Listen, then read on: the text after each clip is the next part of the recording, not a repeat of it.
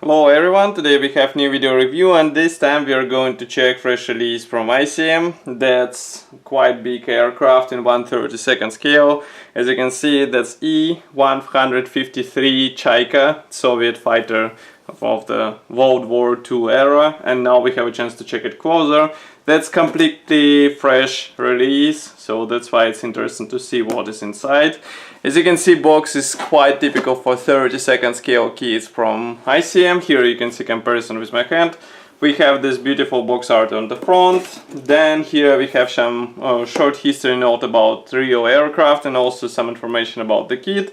So there are 176 parts inside, and assembled model will have wingspan equal to 312 millimeters.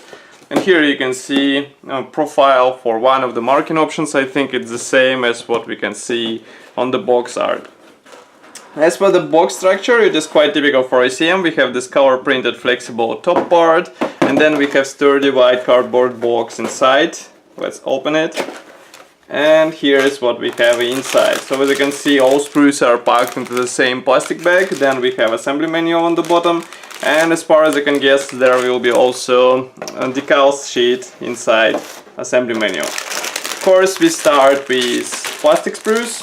As you can see, their amount is not that big for a 32nd scale kit, and some modelers might be surprised by this, but no worries, it is corresponding with recent let's say styling of ICM kits in 1/32 scale. So we have few parts, but we have quite nice detailing. For example, here you can see a first plastic sprue which is dedicated to fuselage cups, and also it features wing parts and some internal and external elements. For example, here you can see one piece propeller which is attached only on one attachment point, which is really nice. But let's start with fuselage cups. I will zoom in so that you can see them closer. So as for the detailing, we have quite typical detailing, recessed panel lines, also nice imitation of this fabric surface. Here you can see that it's molded together with tail section. The same can be said about another fuselage cuff. Here you can see it. Quite nice molding quality, and note that attachment points are thin enough in order to carefully separate them. As for the wings, here I would say detailing is quite simple because, I mean, it's the same on the real aircraft, just fabric surface through which you can see those ribs, and they are nicely imitated here on the aircraft, on this aircraft set.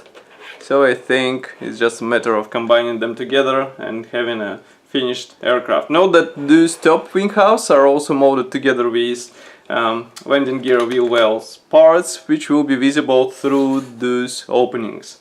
Then as for the fuselage cups, we have here quite simple cockpit detailing, but I think it will be improved with separately molded parts. Also we have positioning elements which should help you with alignment.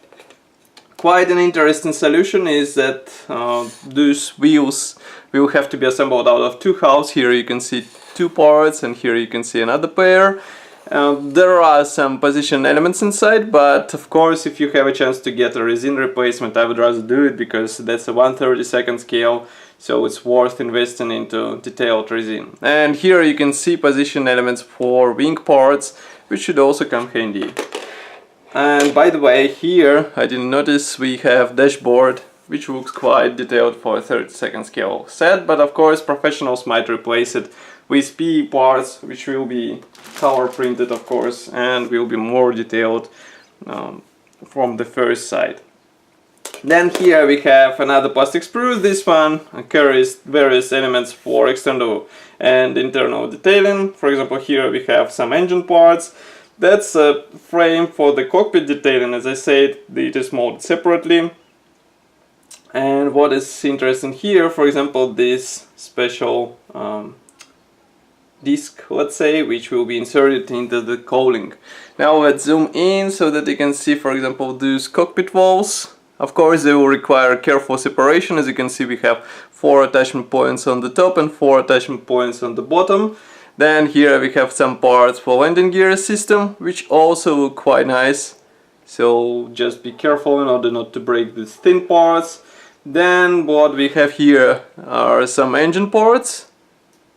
And again, they are molded quite nicely, but there is no flash around the thin parts. For example, here you can see a perfect example. You just separate them, you install them on the aircraft, and you're good to go. I think that's a really advantage of ICM, of modern ICM kits, because now we get a clean set which is not requiring any additional improvements or adjustments. Here we have another plastic sprue. This one is dedicated to the top wing. As you can see, it is molded as a one-piece part, which is quite nice, I would say. But you have also to add those two lower halves, and note that ailerons are molded separately. The same can be said about elevators on the tail surface. And here we can see rather there are two versions. Actually, these are not two versions, these are two halves. So you just combine them together. And of course, here is a separate frontal cowling section. Two engine ports. Everything is molded nicely once again, and I will zoom in so that you can see, for example, detailing of this wing part, which looks quite nice. I mean, all the surface is carefully imitated. Here you can see engine parts which are also good looking, and of course they will benefit from metallic painting. Here you can see cowling panel, which should come handy for nice finish on your aircraft, because otherwise you will have visible seam in this area, and this part will help to avoid it. And as I said before, we have separately molded flaps. These are molded as one-piece parts as far as you can see, so you just install them to the wing and you're good to go. As for the elevators, here you can see that they should be assembled out of two halves. There are position pins inside, so at least something will help you assemble a really nice aircraft. Then we have another plastic sprue. This one is packed into the transparent plastic bag, and as you can guess, it is dedicated to canopy and some dashboard parts as far as you can see. Here you can see it closer. We will zoom in so that we can take a closer look. So molding quality is excellent, and part is attached only to one attachment point, what should make it easier to separate it. But masks are not included into this kit, so you will have to carefully cut it off and then have it on your aircraft and cut masks with your own hands. Last bonus in this kit, well, not a bonus but inclusion, is assembly manual, which is printed in typical ICM style. It's a color printed brochure with short history note in Russian and English. Then, as I said before in the beginning, we have here a decals sheet with all necessary symbols for this aircraft. As far as I can guess, we have here several marking options. Also here we have decals for the dashboard, but printing quality, once again I will repeat, is really nice. Note that on parts map we don't have any unused parts. All parts will be used for this aircraft, so be ready and be sure not to lose any of those components. Assembly process starts with lower wing, then we continue with cockpit. And note that, for example, pilot seat should be assembled out of several parts. Here we assemble the cage inside the cockpit, and then it will be inserted onto the wing. Then we assemble fuselage halves, we connect them together, and note that then fuselage half is just, the assembled fuselage is just inserted onto the wing, and that's quite a nice design and unusual, I would say, design of the biplane. Here you can see top wing assembly process, and we continue with attachment of this wing on the struts and connecting it to the fuselage. We assemble engine here, then we install engine together with frontal cowling section. We install all ignition plugs, exhausts, and note that each exhaust is molded separately, by the way. It reminds of E16 parts division. Then here we have final steps. These are cowling panels, which might be positioned open if you would like. I think there should be some way to depict them in an open position. Then here we install landing gear, and we continue with landing gear doors and external armament. Note that you have a choice of bombs, missiles, and just plain wings, let's say. In total you will have to perform how many steps? I think it was 55 steps. Then we have rigging scheme here. You will have to do it on your aircraft as well.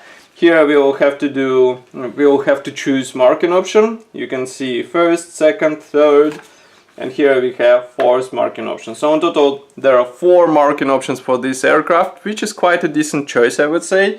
And of course, for 1/32 scale aircraft, the I-153 should look quite nice. As usual, I will be happy to hear your opinion about this kit.